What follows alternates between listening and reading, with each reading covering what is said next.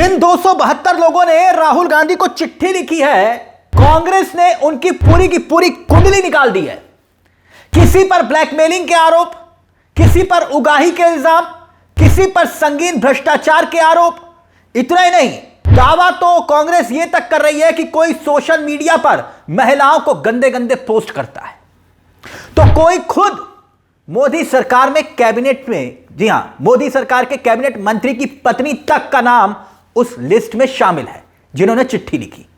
इतना ही नहीं, दावा तो यह तक किया है कि कई ऐसे ऐसे चेहरे हैं जो अपनी नौकरी पूरी कर अब भारतीय जनता पार्टी को ज्वाइन तक कर चुके हैं। बाकायदा कांग्रेस ने दावा यह तक किया है कि कुछ ऐसे हैं जिनके घर से कैश तक बरामद हुआ है, तो कुछ ऐसे हैं जिन पर जांच चल रही है। तो हकीकत क्या है? इन 272 नामों की एक एक करके कांग्रेस के दावे पर हम बात करेंगे।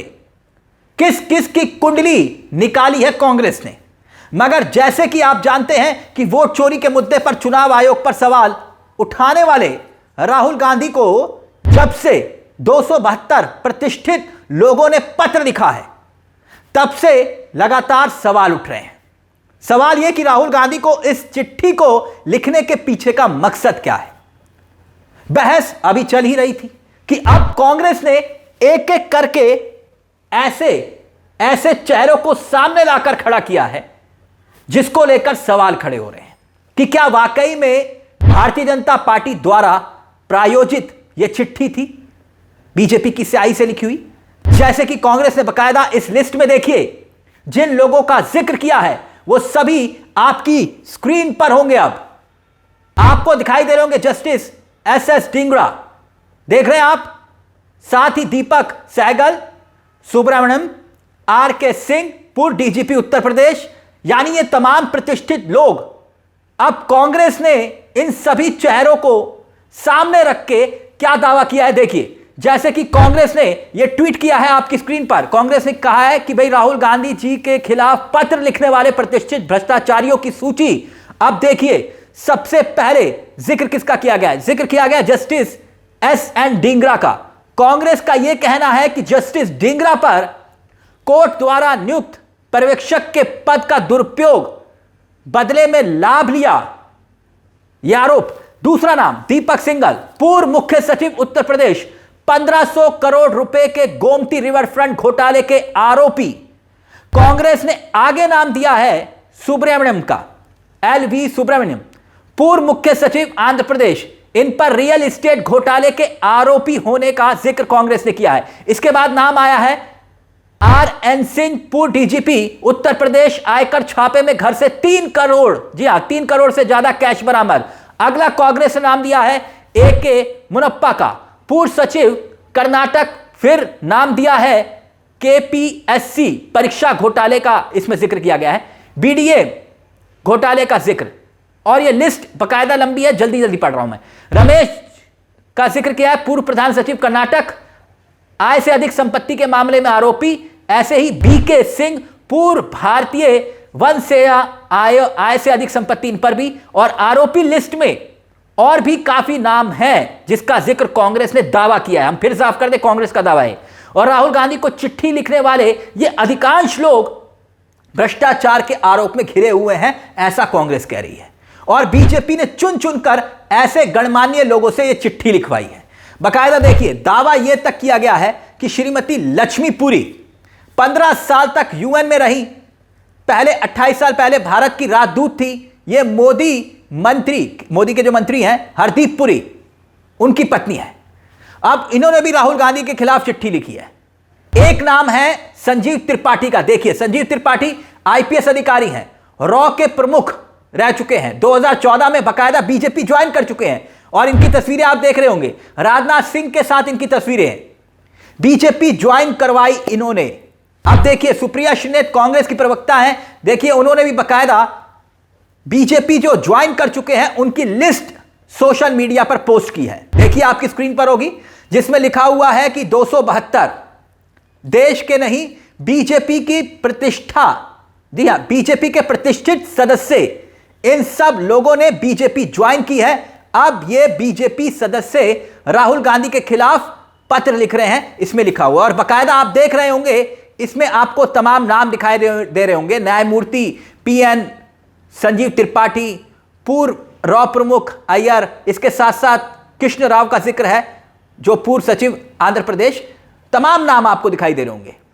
इसमें DGP केरल, पूर्व DGP केरल, इसके साथ साथ BH अनिल कुमार, ये तमाम चेहरे बाकायदा पोस्ट किए गए हैं जिन्होंने बीजेपी ज्वाइन कर लिया है। भास्कर राव, ये भी DGP कर्नाटक रह चुके हैं। लेफ्टिनेंट जनरल DP वस्त, मेजर जनरल PC खरवंदा, ये तमाम नाम आप देख रहे होंगे जिनके चेहरे बाकायदा पोस्ट किए हैं। तो क्या भाजपाइयों ने ही राहुल गांधी को चिट्ठी लिख दी? इसका मतलब तो यह हुआ। मगर सवाल यह कि आखिरकार 272 ही क्यों? 272 ही क्यों? कहने वाले कह रहे हैं कि भाई संसद में, लोकसभा में बहुमत का आंकड़ा 272, तो इसीलिए 272 लोगों से नाम लिखवाए गए हैं। 272 लोगों का नाम लिखा गया। दूसरी तरफ सवाल यह भी है कि तमाम नौकरशाह, पूर्व ब्यूरोक्रेट्स, यहां तक कि पूर्व जज हैं, लेकिन कोई पूर्व चुनाव आयुक्त क्यों नहीं है? कोई मुस्लिम पूर्व नौकरशाह इसमें क्यों नहीं है? खैर, आगे बढ़ते हैं। कांग्रेस के दावे के मुताबिक एक और ट्वीट आपकी स्क्रीन पर होगा जिसमें दावा यह तक किया जा रहा है कि इस लिस्ट में एक नाम और है, और वो है योगेश गुप्ता का। इन पर तो बहुत संगीन आरोप लगाया। चुनाव आयोग की प्रतिष्ठा का बहुत ख्याल है इनको, लेकिन सोशल मीडिया पर लड़कियों को बेहुदा कमेंट करने वाले पोस्ट बाकायदा कांग्रेस ने दिखाए हैं कि देखिए ये कमेंट महिलाओं को किस तरह से करते हैं। और इनका चेहरा हम आपको नहीं दिखा रहे इन महिलाओं का, यानी कि बीजेपी ने इन्हीं से ही चिट्ठी लिखवा दी और कांग्रेस ने उनकी कुंडली निकाल ली, जिन्हें सोशल मीडिया पर लोग अब भक्तों की मंडली तक बोल रहे हैं। मगर खैर, एक दावा और कांग्रेस ने किया है, वो ये कि ये अधिकांश लोग या तो RSS, VHP विश्व हिंदू परिषद या फिर विवेकानंद फाउंडेशन से जुड़े हुए हैं। कैसे? देखिए, ये ट्वीट भी कांग्रेस ने किया और दावा यह किया है कि इनमें से, इसमें दावा यह है कि RSS, VHP, विवेकानंद फाउंडेशन और इंडिया फाउंडेशन से जुड़े लोग भी वोट चोरी छिपाने के लिए आगे आ गए हैं।